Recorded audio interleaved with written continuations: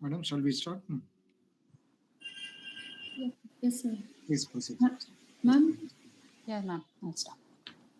Good evening, everyone. My name is Renita, and I'm the host of this evening. Thank you all for joining us today on this one-week virtual workshop, and we have successfully reached the fifth day on preparation of research grants proposal.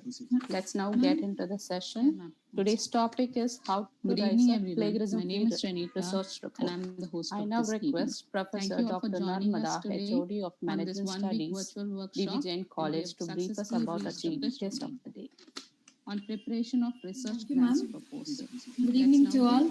On behalf of Department of Management Studies and IQAC of Dhanraj Jain College, Chennai, I now request I Professor welcome back all of you for the fifth day of virtual workshop on the topic how to write plagiarism-free research report. It's my honor and privilege to introduce our on behalf of Department of Dr. G. Attila, Assistant Professor of Commerce, College of Science and Humanities, SRM Institute of Science and Technology, for the fifth day of virtual workshop on the topic. Has completed her undergraduate with a gold medal in corporate secretaryship from Bharathasan Government College for Pondicherry. Ma'am got master degree in commerce and PG diploma in human resource management from Institute of Science and Technology. Ma'am also completed master of philosophy in commerce from Loyola College of Chennai, and ma'am got doctorate in commerce from Madras Christian College. Ma'am have more than 3 years of industrial experience and 6 years of academic experience. Ma'am has authored and edited book Master of Philosophy Context and also got copyright and published on the topic the development of digital skills for future foreign language teachers in the context of pedagogical management. Ma'am has presented more than 13 articles in seminar conferences organized by various institutions. Ma'am also conducted workshop on book writing for the PG and research students in Department of Commerce, Sri Sankarlal Soundarboy Shashin Jain College for Women, Chennai. Ma'am is also a member of Indian Academic Researchers Association and awardee of National Best Teacher of the Year 2022 by Aviskar Foundation, Solapur. Thank you so much, ma'am, for accepting our invites. Once again, I welcome you, ma'am, for this wonderful session. Thank you, ma'am. Ma'am, kindly take over the session. Yes, ma'am. Thank you, ma'am. Good evening, all of you. Give me a minute while I share my screen. Thank you so much, ma'am, for accepting our invites. Once again, I welcome you, ma'am, for this wonderful session. Thank you, ma'am. Ma'am, can you kindly exit your... yes, ma'am. Thank you, ma'am. Sharing of screen, all of you. Give me a minute while I share my madam. screen. Okay, ma'am. Okay, ma'am. All right.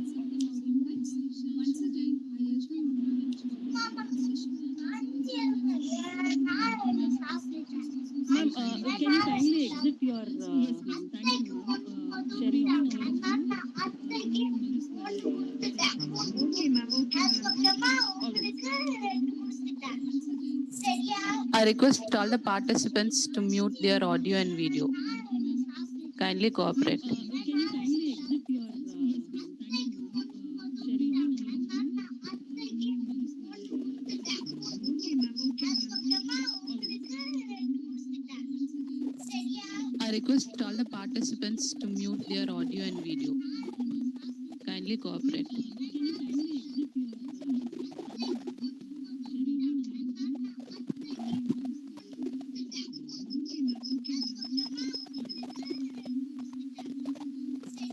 I request all the participants to mute their audio and video.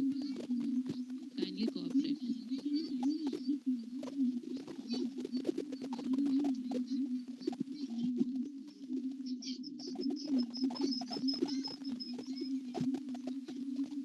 Yes, ma'am. Thank you.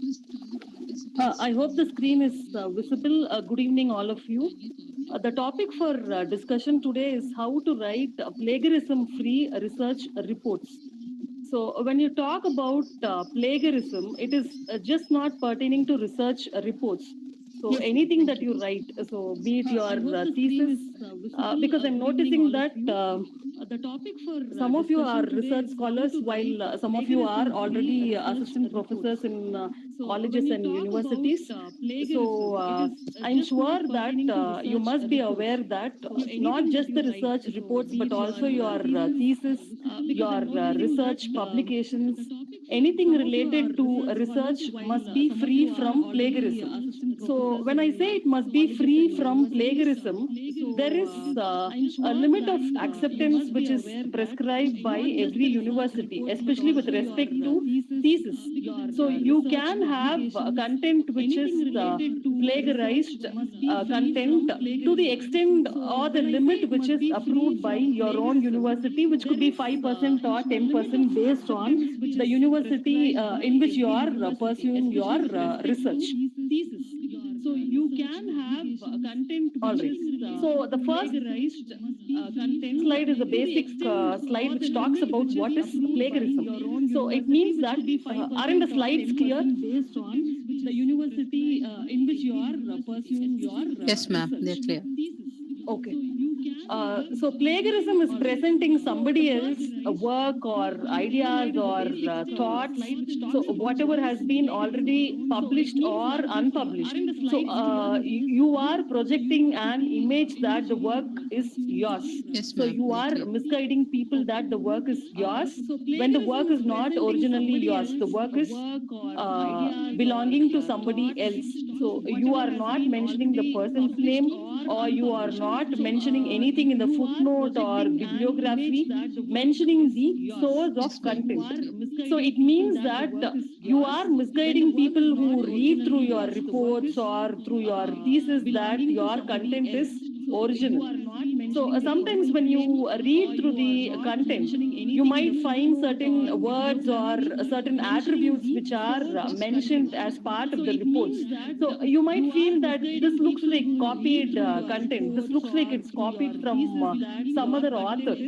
So that is clearly visible. For example, you might talk about being commerce professors and scholars. You might talk about motivation of employees, or you might talk about employee satisfaction. So you would talk about several parameters. I might say that bank employees are motivated by several parameters, and I might give a gist of parameters in a specific order. So when I give a paragraph or more on that topic, by reading what I have written, people can find out if it is a copied content or if it is a content which is written by you. Because the original content is certainly a little different from what you write or from how you phrase sentences. So that is what plagiarism focuses on. So what plagiarism says is that they do not stop you from referring the previous works or previous publications, which could be in the form of data in website or books or journals or textbooks. So it can be data from any source. The only requirement is that you will have to acknowledge the source. So whatever format you utilize, whether it is the APA format or any other format that your university requires, you will have to acknowledge the source of data. So you know that if you are held guilty of content which is copied from some other author, then you are subject to disciplinary action by the university itself. So plagiarism itself could be intentional or unintentional. So sometimes you might even do it without knowing that you're doing it. So you might be in a hurry, you might be reckless, or you might be collecting so much of data, especially when we start writing our thesis. When you start collecting reviews, when you start writing reviews, you might be adding reviews at the end, but you might forget to add sources of those reviews or content. So you are not deliberate about hiding facts. You don't intend to hide the fact that it is copied from somewhere else, or you are referring to some other content which is being published by an author. You are just in a hurry and you forget to mention the source of data.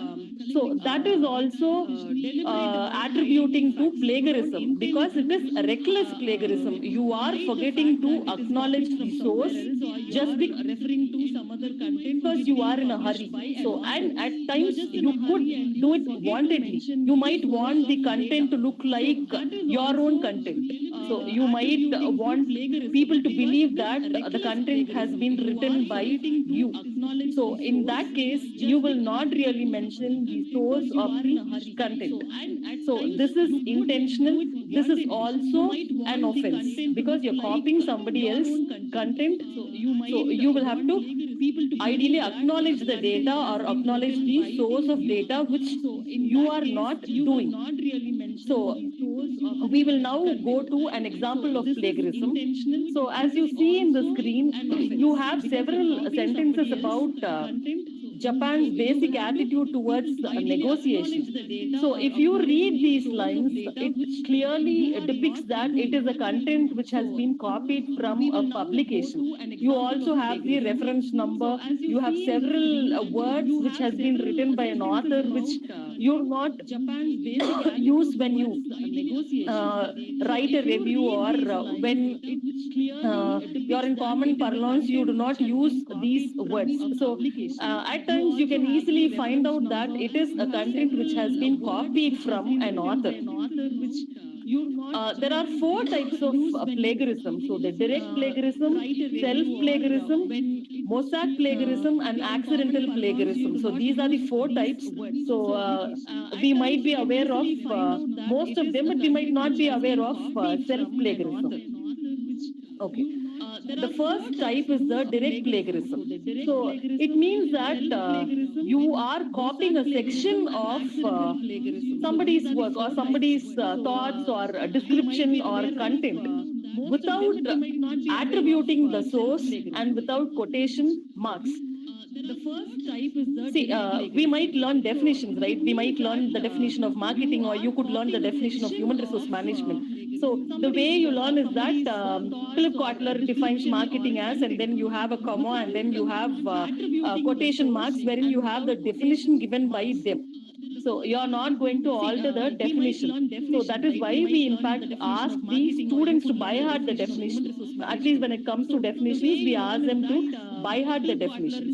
So we request the students to mention the name of the author and then mention the definition given by them within the quotation marks as it is. Right? So this is because it is somebody else's work. So you cannot explain the definition in your own words when the question is especially defined marketing. So when it is explained marketing, probably you can explain it in your own words.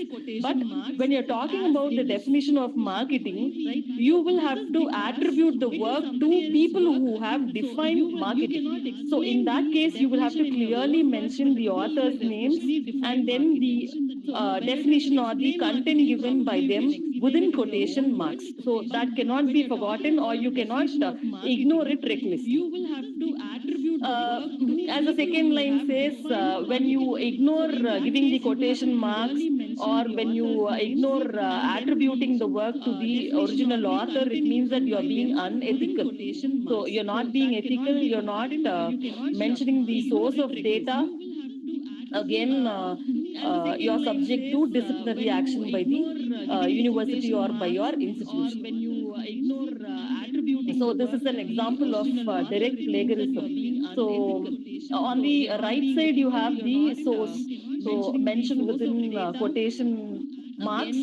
So on the left side, you have the same data given by a student. So he or she has written the same content, but without the quotation marks, and then talking about the same content, but in a different languages, and you have the word by word copy of the content, the one in bold. These islands were the home of millions of happy birds, the resort of 100 times more, millions of fishes, sea lions, and other creatures. So, which is exactly a copy from the original source. So, this is the type of work which you see under direct plagiarism. self-plagiarism.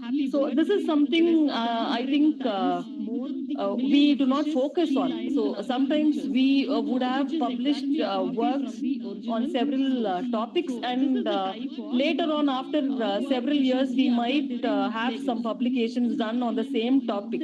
So what this type of plagiarism says is that when you try to refer to the content that you yourself have published, you will have to quote your own name with your own publication source.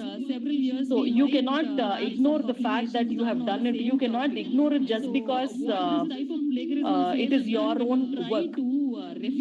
So you will have to acknowledge yourself. So wherever you have published and whichever work you have done, you will have to acknowledge yourself. So you cannot ignore the fact that you have done it. You cannot ignore it just because it is your. The third category is the mosaic plagiarism. So it means that you're just finding synonyms for what the author has presented or what the author has written. So you're trying to find not shown on screen. Isn't the PPT visible? Category is the mosaic plagiarism. So it means that you're just finding synonyms for what the author has presented or what the author has written. So you're trying to find shown on screen. Isn't the PPT visible? Yes, ma'am. Yes, just a second. Visible, visible. You're just finding synonyms for what the author has presented or what the author has written. So you're trying to find shown on screen. Isn't the PPT visible? Yes, ma'am. Yes, just a second. Visible, visible. You're just finding synonyms for what the author has presented or what the author has written. So you're trying to find shown on screen. Isn't the PPT visible? Yes, ma'am. Yes, just a second. Visible, visible. You're just finding synonyms for what the author has presented or what the author has written. So you're trying to find shown on screen. Isn't the PPT visible? Yes, ma'am. Yes, just a second. Visible, visible. You're just finding synonyms for what the author has presented or what the author has written. So you're trying to find shown on screen. Isn't the PPT visible? Yes, ma'am. Yes, just a second. Visible, visible.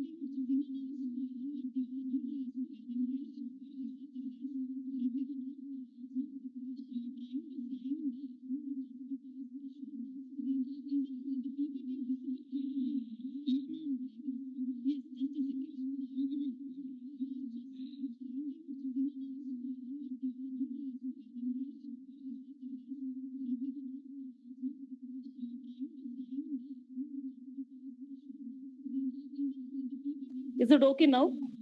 Yes. Okay, madam. Yes, madam. Okay. So we were talking about mosaic plagiarism. So you are finding synonyms to the author's content. And you have the same structure of what the author has written. So this is called as patch writing, also called as patch writing. And again, they are saying that this could be intentional or not, but it is not ethical. So any type of plagiarism, whether it is intentional or unintentional, it is not ethical, it is unethical. So sometimes what we do is that we just try to read reviews, especially for the review of literature chapter as part of the thesis. We find synonyms to few words, and then we retain the structure of what the author is trying to say.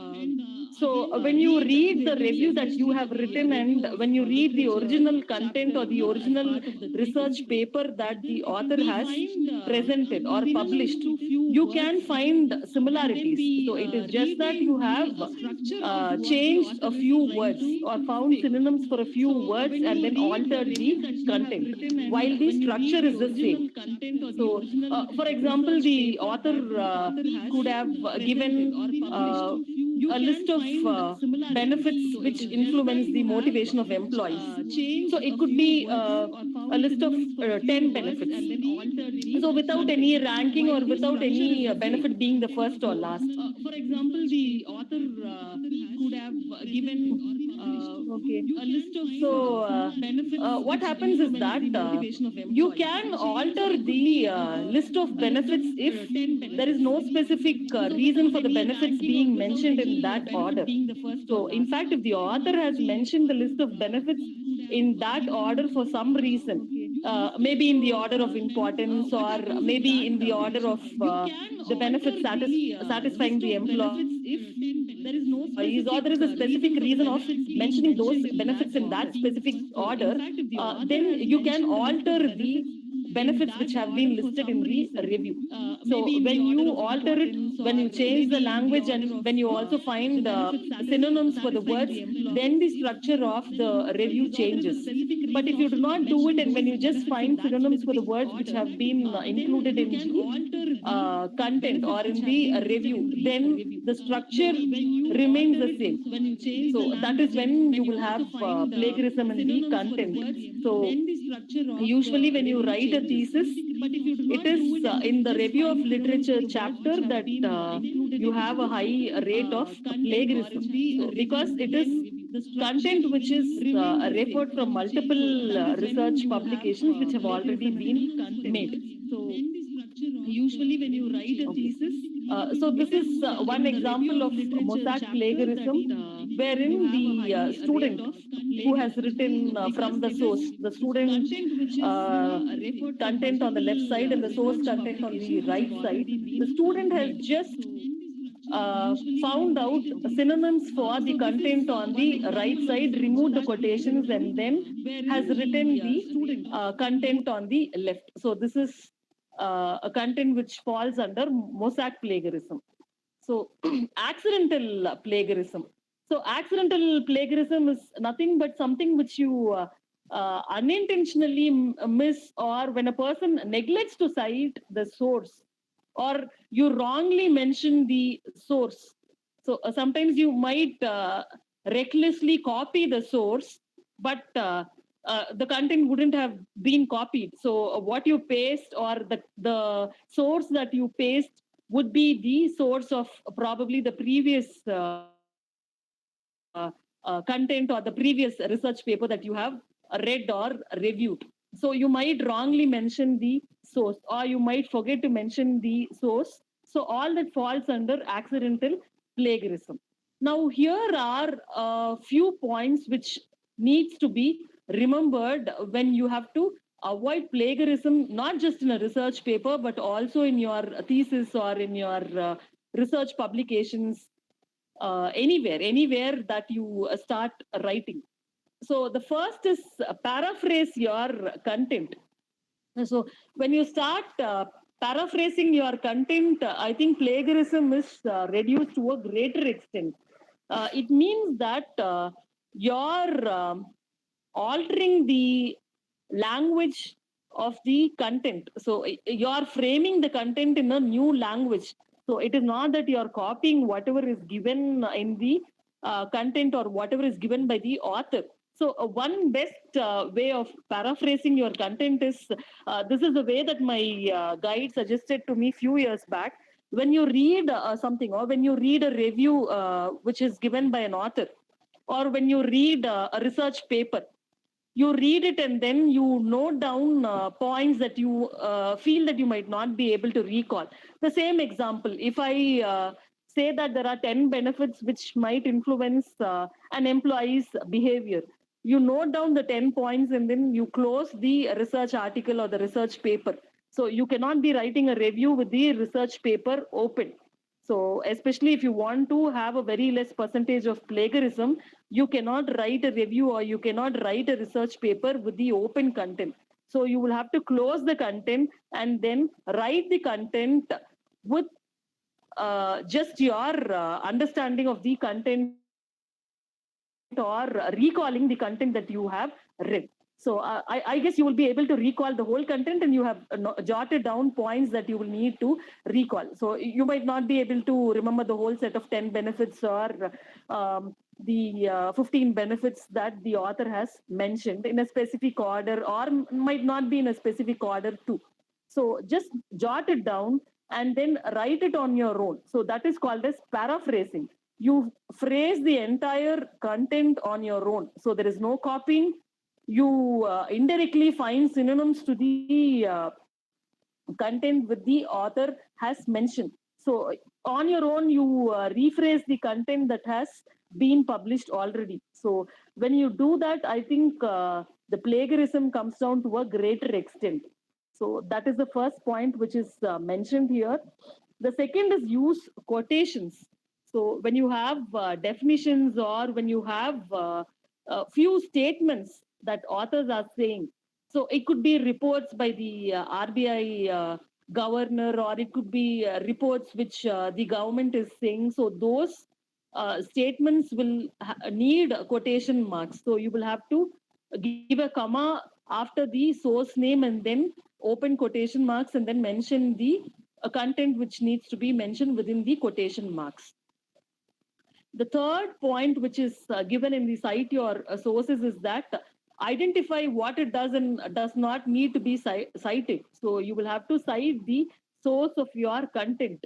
So every small content in your thesis or report will have to be cited with the source. You might mention a casual statement that higher employee satisfaction will improve their productivity. So this is a casual statement which is made by you. So this might be true, might not be true in few cases. So I'm not saying it's a false statement, but it stands to be untrue in a few cases. So you might have to find sources which says, yes, there is a direct linkage between employee satisfaction and productivity. So you cannot make casual statements, or you cannot conclude your own studies even before testing your hypothesis. So at times, I have noticed that when it is a thesis or when it is a research report, there are statements which are made very casually, but there is no source for it. So the author assumes that you can make such statements when you shouldn't be making those statements, because there are studies which have proved them false. So you can say that industrial flourishment always leads to a higher GDP. So it may be true, it might not be true. So you cannot always say that industrial flourishment leads to a higher GDP. So you do not know what the agricultural sector does. So you need to understand what the studies say and then understand the research works in detail to make those comments or statements. So in that case, you need to understand what type of statements can be made without sources and what type of statements need to be cited with sources. The next is maintain records of the sources you refer to. So I think this one you might not have difficulty, because now everything is online. So you have a reference being done online. So you have source ready-made available. You refer to thesis in Shodh Ganga. You have several research papers being referred to online. So this was a difficulty a few years back when we had to physically go to the libraries and then record data, or we had to literally sit and write the reviews. So in that case, you cannot run the risk of forgetting to write down the review, because you're not going to run to the library again to refer the source, so that you might refer the source again and then write it down, jot it down. So sometimes you might go to IFMR, which is in Tada, or you might go to different libraries across the countries, that you might forget to maintain the record of these sources. So I don't think it's a difficulty now, because everything is online. So I'm not sure if the scholars are running around libraries for a reference of research papers. So this is relevant. If you are moving physically to libraries, you will have to refer the sources, because in a few libraries, you cannot even photocopy the material. So you're not allowed to photocopy the material. You're not allowed to take pictures of the material. So you just have to jot down the reviews which are relevant to you, and then also jot down the sources of information. So that is where this point comes into picture. The last one is use plagiarism checkers. So I'm sure you would know about plagiarism checkers. So you have Grammarly, you have sources of correcting your grammar, you have sources of correcting your spellings. You also have different websites or different softwares which will help you in checking the plagiarism of your data. So even before submission of your research paper, your research content will have only the required level of plagiarism. So that much is possible with the help of technology. So you even have tiny tools like SEO tools wherein you can check the plagiarism of limited data, wherein you will have to refresh and check data, probably upload 3000 words at a time and then check the plagiarized content. So again, when you have plagiarized content, you will start from point 1 as mentioned here. You will again begin paraphrasing your content and then try to understand if you have used quotations, and then you will cite your source. So this exercise would be done again when your content is shown as plagiarized content by the software that you use. So here are some of the common softwares to check plagiarism. So I think most of the universities are using Turnitin and Urkund for checking the plagiarized content in your thesis, and then you would have to submit a certificate pertaining to the level of plagiarism in your research work. So I suggest that as and when you write your research work or thesis, you check the level of plagiarism in each unit or chapter, so that you can keep paraphrasing your content and then do this exercise again, so that your plagiarized content comes less. So within the limit which is allowed by your university, whether it is 5% or 10% based on the university that you are associated with. So this is all about today. So any questions, any doubts? I'm more than happy to answer.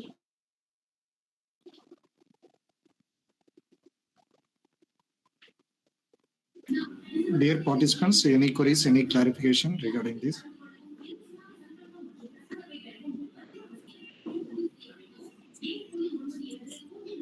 Please unmute your mic, raise the question, or please put in chat box.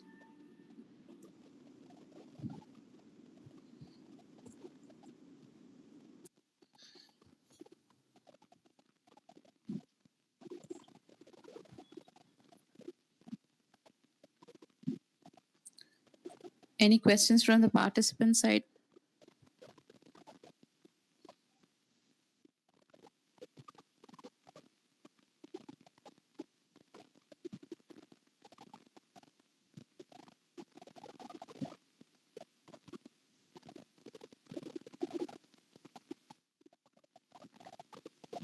Thank you, Harchinder. Excuse me, ma'am. Yes, Gayatri ma'am. Ma'am, we talked about paraphrasing. So we need to, add the source we paraphrased into our bibliography.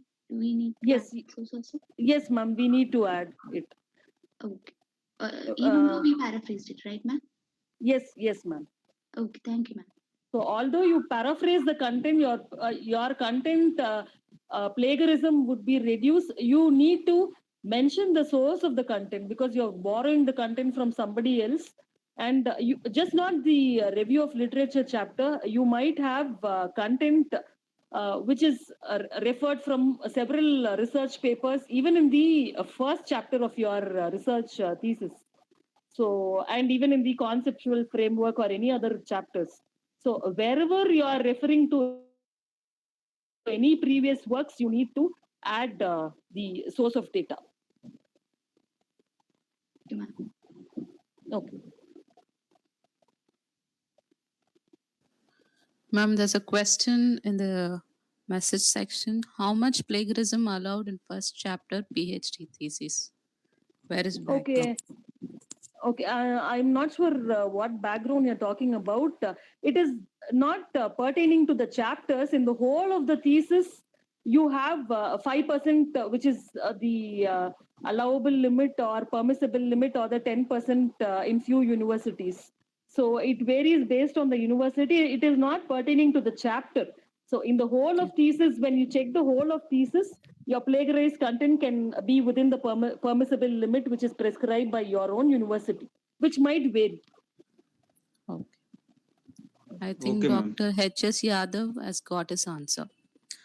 Okay, There's ma'am. another Thank you. question. Before publishing any paper, if we use plagiarism checker ourselves, it will make our date copy storage in such software. Okay, Vanita, ma'am, you have certain tools like SEO tools, wherein when you are trying to check the content of your research paper, so your research paper will say, I'm assuming that your research paper could run up to 10 pages. So you can check the content of your research paper by copying and pasting a little content in the SEO tool space box, wherein you will be copying only 3,000 words in one shot, and then you refresh so that you don't have the content which is saved in their storage. So the data does not get saved in their storage. So you refresh the content and then check with the next 3,000 words. So the research paper does not get stored in their software. Ma'am, there's another question. Can I read out? Yes, ma'am.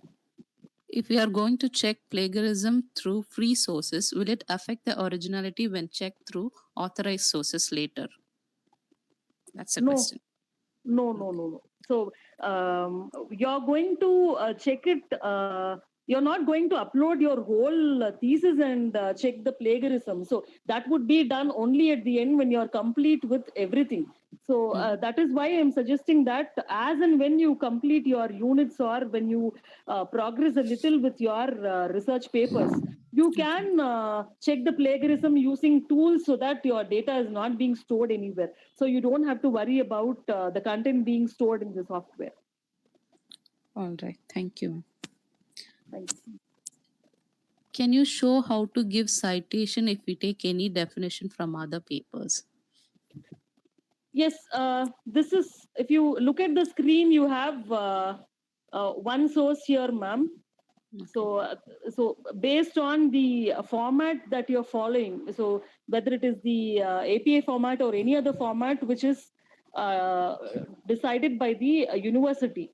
So based on the format that you're following, you will have to cite the source of data. So I think you have different methods of mentioning the source of data, which you can refer in Google. Okay. And Vanita ma'am has asked any free sources of software to check plagiarism. Yes. You all this which I mentioned, the SEO Okay. tools. Yeah. Many of the tools which are mentioned here are free. Free. Okay. Yes. Thank you, ma'am. And Vanita ma'am has got the answer, I think. yes, there is another question asking if there is any authentic online paraphraser tool. Yes, I have read about certain tools like Bootlil and other softwares which will help in paraphrasing the content. So it will provide you assistance, just like Grammarly and just like spell check. It will provide you assistance to paraphrase your content. Okay. I think the person has got the answer now. Any other question quickly? Otherwise, we can move on. Can suggest any reliable free plagiarism tool. That just now ma'am has answered the question. Any other questions, ma'am? Ma'am, in your example, you have given that as a footnote, ma'am. The citation what you have given is in the footnote. Yes, ma'am. Whereas if we go for in the chapters of literature review, if I have taken some information from a research paper, how to give citation, whether we have to mention only the author name and the year, or whether we have to give the title of that paper, or we have to mention Yes, ISBN? ma'am. You will have to mention the author name, the title of the paper, the publisher's name, the and the year of publication and the page numbers. That we will be given in the references and that ma'am bibliography in that completely we will provide it now. While Yes, we are ma'am. making the paragraph writing like literature review, we will own phrase it. So if Yes. we added something from any other persons in Mm. in that paragraphs, how to write Mm. this citation? It is the same format, ma'am, but you will not mention the page numbers. I have seen while reading Mm. some research papers, ma'am. Only they Mm. will mention the author name and comma the year of the paper which is been published in brackets. Okay. Is it Okay. I'm okay with not that? sure. No, ma'am. I'm not sure about which country's publication you have referred, but I don't think this is practiced in India, ma'am. In India, we give the complete details. So in the footnote, we don't give the page numbers, but in bibliography, we have the complete details. So I'm not sure to which country's publication you are referring to. And they have given in bibliography entirely, ma'am. Whereas in the Okay. writing while research review of literature paragraph, Mm. each and every sentence wherever they have used that word from any other Okay. research publication, they have mentioned the author name, comma, year. Mm. For every Okay. 2 lines or 3 lines, he has taken some reference paper. If he has, as you know, said that, no, ma'am, don't give any quotation, any sentence just like that. It should be Mm, supported mm, with mm, some other thing, no? mm. So I have read one article where he has mentioned one sentence with that supporting evidences, which author has been given that supportive, which has not supported. Like that, he has Okay. mentioned in that article. So is it sufficient to give only the author name and the year? No, I don't think Like, it is sufficient for us, ma'am. whereas in the Especially in bibliography, India. he has given entirely, like Okay. APA style, he has mentioned. Whereas I Okay. got thought whether in literature review also we have to mention it or not, like that. I have doubt. No, I don't think it is sufficient, ma'am. Just the author's name, comma year. I don't think it is sufficient, ma'am. Mm. Okay, ma'am. Right. Ma'am, Thank good you. evening. Good evening, ma'am. Ma'am, I'm Radlakshmi. Okay. Bangalore. Just I Okay. can answer for this question. What Yes, she had ma'am. Go asked. ahead, ma'am, please. Yeah. So what she is mentioning, I could able to understand that reference number which we are quoting in the paragraph. So that's what she is asking. So where you are going to cite the numbers. So reference numbers only you will be giving as per the Vancouver style. Suppose if it is in APA style, author name and year of publication will be there. So that is up to the referencing style which you are following based on the journal which they are mentioning. Suppose if the journal is particularly they are telling to follow the Vancouver style, only the number superscript number will be there. Or if they are asking to follow the APA style, they will be mentioning author name and year. So only in the reference at last, bibliography and reference, the complete details will be there. So I think she'll be, she would have understood Yes, now. ma'am. Yes, ma'am. Yeah. Same thing I observed in the papers, ma'am. Yeah. So that is up to the journal requirement. General. So Yeah. criteria which they are telling you to follow. So if they ask you to follow the Vancouver style, only number systems you will follow. Referencing Yeah. numbers you will put as a superscript. If they are asking APA style, for example, author name and year will be there. For Yes, everything, ma'am. whatever style in the reference bibliography, complete details will be Completely they there. gave. Yes, Yeah. ma'am. So this is the way you have to mention cite the articles. Okay. References. Yeah. Because I was observing many papers. Somebody is giving number, somebody is mentioning name and the year. So I Yeah, thought yeah. why it is getting variation? Is it any specific way of giving citation? That I would like to know clarification Yes, from ma'am. yes, yes, But of I got course. That is no a clarified. reference manager next, I mean, forthcoming classes, you will be knowing about this one, I think. So this is a different style of referencing. So based on the different style of referencing, you will be mentioning number sometimes author plus year of publication Yes. will be there. So Yeah. that is the answer for you, I think.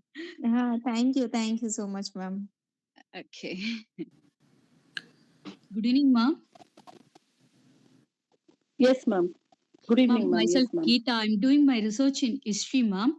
Actually, we will be Okay. doing the primary sources. We'll be taking from some communication letters like that, ma'am. Mm. So in this Okay. case, how we are supposed to mention that?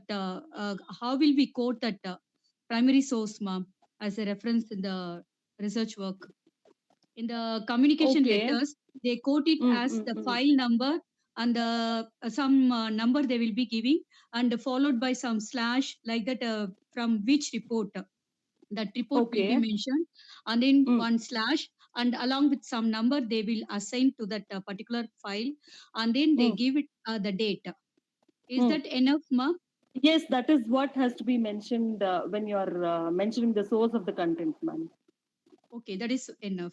Yes, that is more than enough, ma'am. Yes, ma'am. Thank you, ma'am. Thank you. Welcome, ma'am. Most of the participants are asking for PPT. Is Yes, that ma'am. possible? Can I send it? Yeah, can I send it to you, ma'am? Yeah, you. Yes, I think ma'am will be able to share it to Yeah, the ma'am. participants. Yeah, Yes. ma'am. Thank you, ma'am. Yes, thank Any you. other question, please? With that, we have come to the end of the session. I now request Professor Anbaragan to propose the vote of thanks. Thank you, madam. Good evening to all. On behalf of Department of Management Studies and IQAC Dhanraj Bait Jain College, give me a huge privilege to propose vote of thanks. First, I would like thanks to in our resource persons, Dr. B. Aguila, Assistant Professor of Commerce, Institute of Science and Technology, Kattankulattur, Chennai. Thank you, ma'am, for your eye-opening session.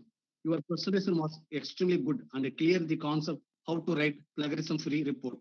I extend my sincerest thanks to our college management, members, President Sri or Dayachan Savanchuka, Secretary Administration, Dr. Harish L. Mehta, Secretary Academic and Finance, Sri Jaswant Monot, Principal in charge, Dr. C. Murugesan, Professor in charge, Dr. M. Shaktivel Murugan, IQAC Coordinator, Dr. B. Jagadishan, our Head of the Department, Dr. A. Narmada, for the continuous support and guidance to make the workshop a grand success. My heartfelt thanks goes to team members for their excellent cooperation and hard work for the workshop become a memorable one. I extend my thanks goes to all the participants in the patient listening and active participation. Once again, thank you, one and all. Thank you. Thank you. Thank you, ma'am. Thanks. Thank you, ma'am. Thank See you, ma'am. Thank you.